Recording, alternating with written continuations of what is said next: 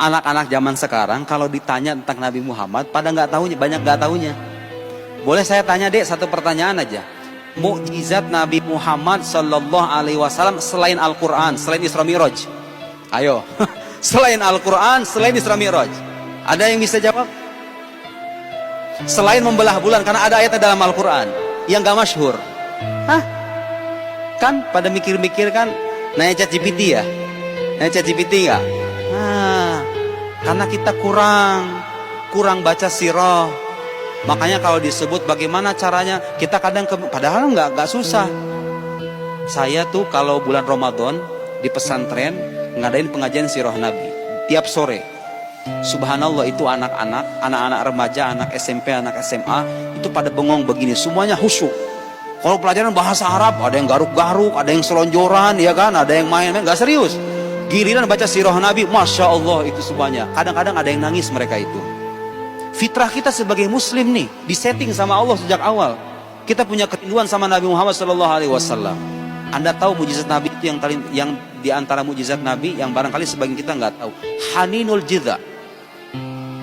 Pernah dengar mujizat Nabi Haninul Jidha? Jadi batang pohon korma yang merintih rindu kepada Nabi SAW. Gara-gara waktu beliau khutbah di masjid, beliau kan sering bersandar tuh di pelepah korma, di mimbarnya itu.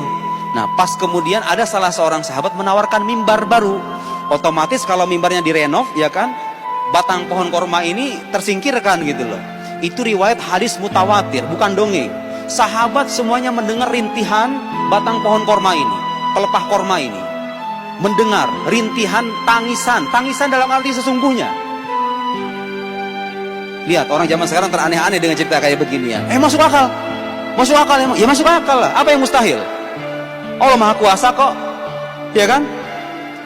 Sahabat semuanya menyimak rintihan jizah di batang pohon korma. Padahal dia benda mati loh. Benda mati, gara-gara pisah sama Nabi, itu nangis sejadi-jadinya. Itu benda mati. Hasan al-Basri kemudian pernah berceramah kepada para jemaahnya. Ayuhan nas anhani al-jizah al-khashab, kayu yashtaq ila Rasulillah, kayu saja sampai rindu kepada Rasulullah. Wa antum ayyuhar rijal, kalian manusia ini, bukankah kalian lebih berhak rindu kepada Nabi Sallallahu Alaihi Wasallam, sementara benda mati saja rindu sama Rasulullah? Kita ini sebagai muslim yang punya hati, punya nurani, harusnya punya kecintaan lebih ketimbang benda mati. Jabal Uhud, pernah dengar hadis Nabi, perkataan Nabi, Uhud jabal yuhibbuna wa nuhibbuhu. Uhud itu adalah gunung, dia mencintai kita dan kita mencintainya. Gara-gara Nabi ngomong begini sama Jabal Uhud, boleh dicek penjelasan para ulama.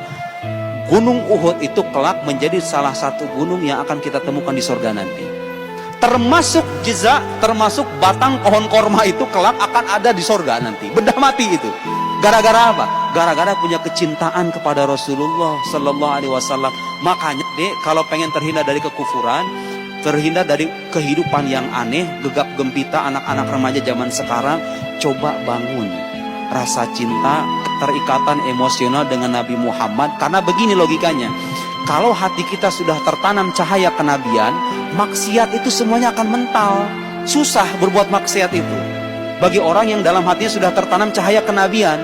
Nabi Muhammad disebut terus dalam lisannya, malu lama kelamaan kan. Kalau berbuat taat jadi gampang ya. Kalau orang banyak baca sholawat, banyak membaca sirah Nabi, coba aja kalau nggak percaya sama saya udah nyoba soalnya. Itu bawaannya deh, kalau kita udah rajin baca sirah, rajin baca sholawat, bener-bener rajin ya. Itu kalau mau berbuat taat jadi enteng. Kalau maksiat jadi susah. Kayak seolah ada bisikan, jangan lakuin itu. Karena rasa malu. Karena ada hadis lain menyebutkan, tu'radu alayya a'malukum. Amalan kalian itu disampaikan kepadaku. Nabi itu dengan di alam barzahnya, dengan ruhnya, mengetahui kita. Yang kita lakukan itu beliau tahu. Maksiat apa taat itu tahu.